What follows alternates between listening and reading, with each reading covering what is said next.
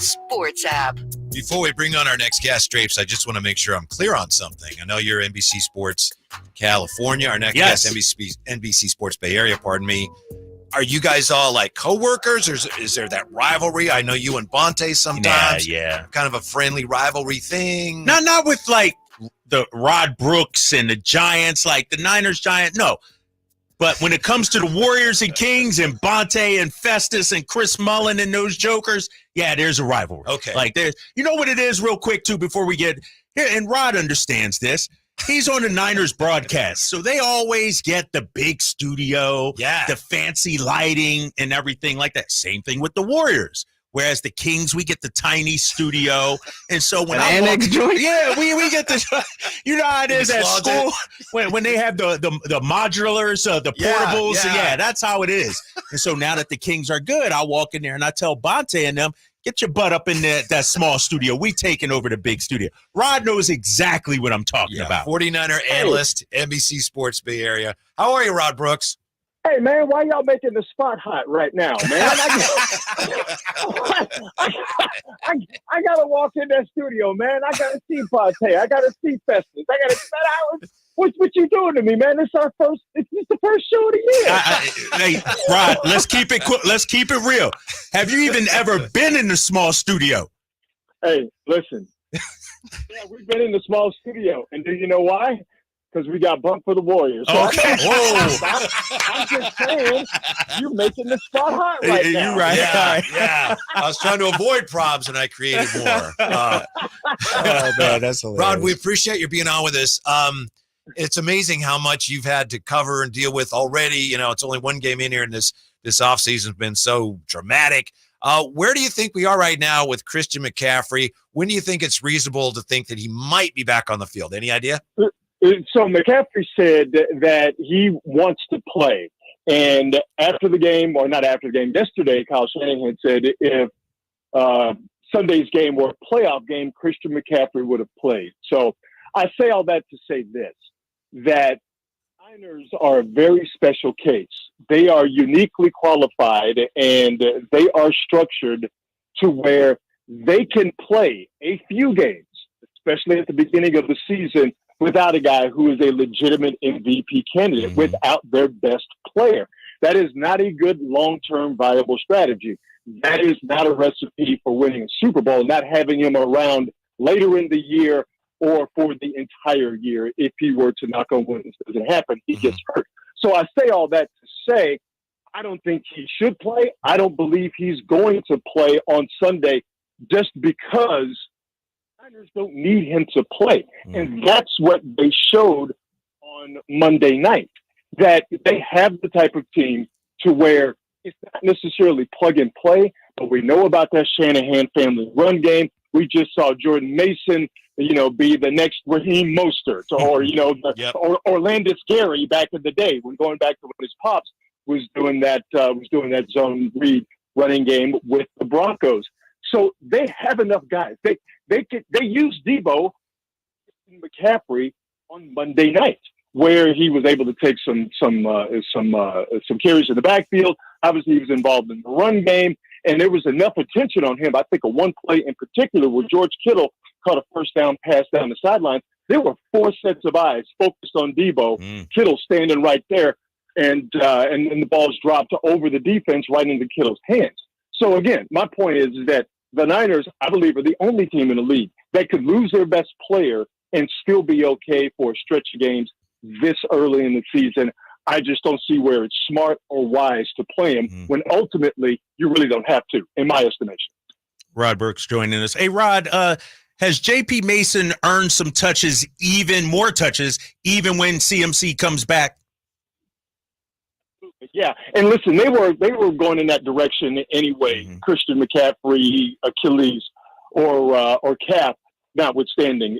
Last year they got away with using Christian McCaffrey for a lot of people's taste, but at times, there were games where the Niners were comfortably ahead or about to be comfortably ahead, and it made sense that Mason would come in and get some carries for someone else, and Kyle Shanahan was absolutely not trying to hear it, because he was mashing the gas, attempting to win as many football games as possible. I think coming off of last year, the wear and tread on the tire for all those guys, especially Christian McCaffrey. They were angling to get McCaffrey some rest over the course of games. Now the situation has presented itself to where when McCaffrey does come back, it is absolutely important and imperative that they do that. So, yeah, that was going to happen to begin with. Mm-hmm. It is absolutely going to be the case now when McCaffrey comes back. Catching up with Rod Brooks, 49er TV analyst. You can follow him on Twitter at Rod Brooks TV. And, of course, Rod, long-time San Francisco Bay Area radio veteran from back in the late 90s. Rod, with Minnesota coming up this week, what do you think is one thing about that matchup the Niners like, and maybe one thing, if anything, that concerns them the most? Well, the concern is Jordan Jefferson. The concern is the best wide receiver in the league. Now, the Niners, they are better with their secondary. They're deeper. I'd say with what they have in Nick Sorensen, how they approach games defensively. They're not passive. They're not reactive. They're not waiting for things to happen. We saw on Monday, they make things happen. They make quick adjustments. So they feel confident going into that matchup. They have the personnel. They have the scheme. They got the guys stopping the run up front, putting the pressure on the quarterback. And we saw in the game against the Jets where we didn't see this enough last year, where the rush up front and the coverage, they were married. They were working together. You saw that against the Jets. I believe that will continue against Minnesota and beyond. But again, your number one priority is dealing with Jordan Jefferson. Listen, they have respect for Sam Darnold, but they know what they need to do. They need to make Sam Darnold try to win the football game. Well, how do you do that? You stop Minnesota's run game, and the Niners feel like they are much better at stopping the run this year than they were last year. Again, we saw that a few days ago against the Jets, where they just completely and totally wiped out that run game, and they were fine and okay with that ball being in Aaron Rodgers' hands because they knew they could make him get rid of it quickly, and they had the coverage on the back end. So Jefferson's your problem, but if Sam Darnold has to get the ball to Jordan Jefferson or the rest of those pass catchers, they feel perfectly fine and comfortable with that. The wild card is defense. I don't know. I've been doing some research and stuff, getting ready for the game, getting ready for the shows on Sunday. I don't know how you really get a read on Minnesota's defense, considering they played the Giants. Yeah. And the Giants are, the Giants are dumpster juice. But they did have 4 sacks. All right. But the Niners feel better about their offensive line. So, one thing you're concerned about is the short week. That's always an issue. But the Niners are feeling extraordinarily confident, and they feel as though off of that one game where you had a training camp and a preseason that was not ideal, became ideal when that first game showed out, and every single body in all 3 phases of the game, every single one of those guys had something to do with that win on Monday night.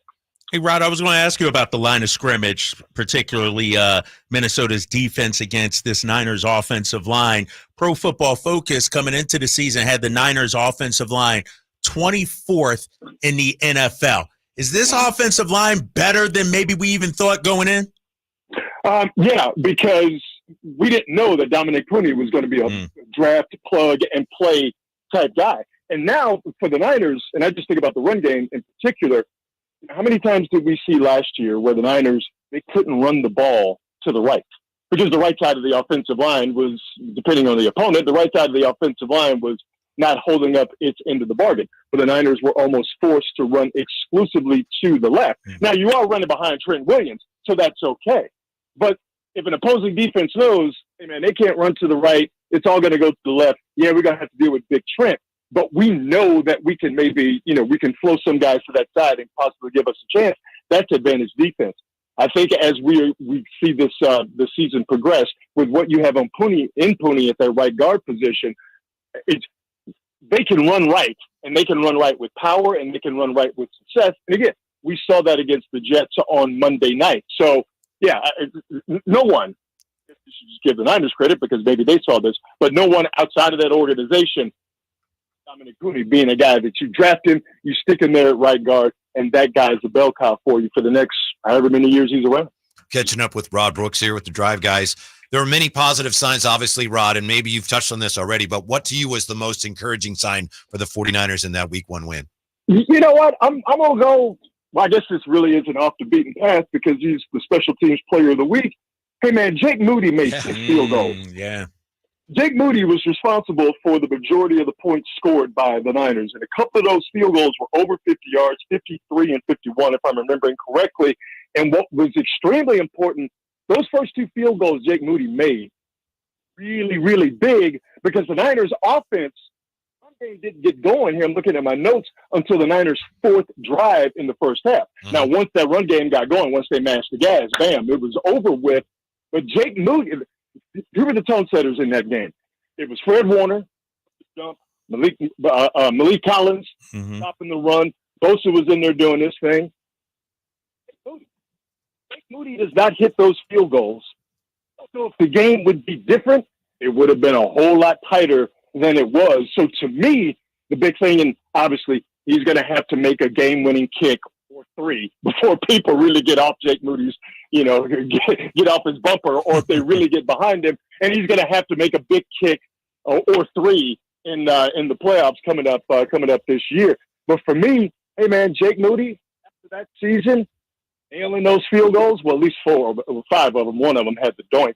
But Jake Moody, with those 6 field goals, there's a lot to feel good about. Start with Mason. Purdy looks better. The offensive line is better. The run defense is better. The Niners are deeper on both sides of the ball. All that's great.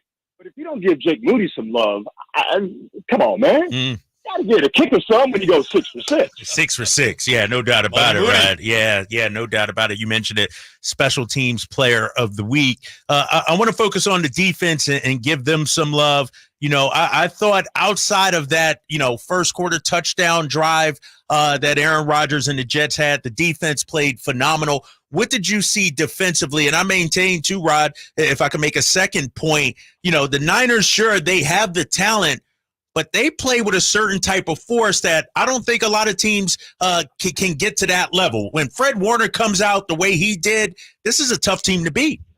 Hey, listen, on both sides of the ball for the Jets, I don't say guys quit unless I know it for sure, but I know when I don't see a whole lot of want to out there, and I didn't see a lot of want to out there for guys wanting to tackle Mason. I didn't see a lot of want to out there, guys wanting to deal with Debo, and I didn't see a lot of want to out there, guys wanting to deal with Fred Warner and the rest of them cats flowing from sideline to sideline. I want to go get back to what you mentioned, where with the exception of that one Jets drive, it was basically lights out for that offense.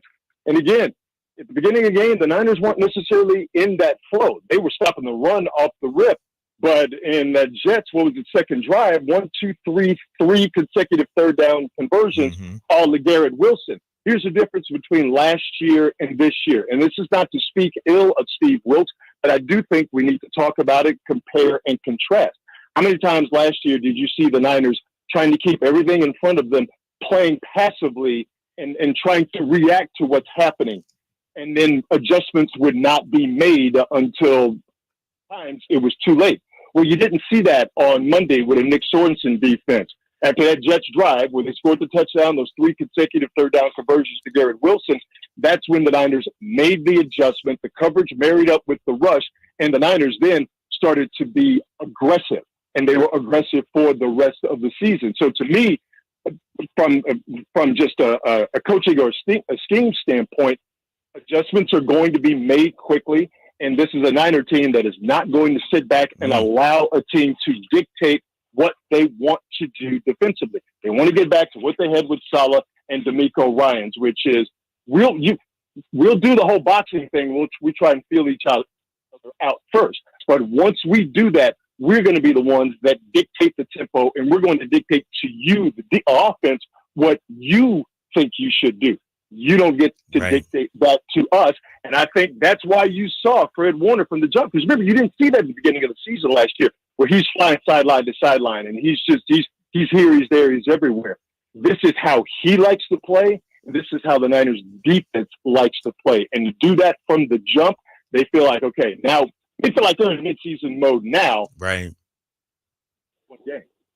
Gotcha, Rod. We appreciate it, and apologies if we got you into any difficulties with your coworkers. Right. But it's nothing you can't work out with Bonte, right? Drapes? Yeah. Bonte is a very reasonable person. It's Festus you got to worry about. Yeah, Festus. All his trash talk. Yeah, you're right. Thanks, Rod. We'll talk to you next week. We appreciate it. Looking forward to it, fellas. All right. Rod Brooks, again, follow him on Twitter at Rod Brooks TV and watch him pregame, postgame on NBC Sports Bay Area. Yeah. And the game's not on there, but you can still watch the pre and post. Yeah, they do a great job over there. And Dante, the Hitman Hittner, your buddy. Whitner, yeah, he's on there. Maybe I'm forecasting greatness for him.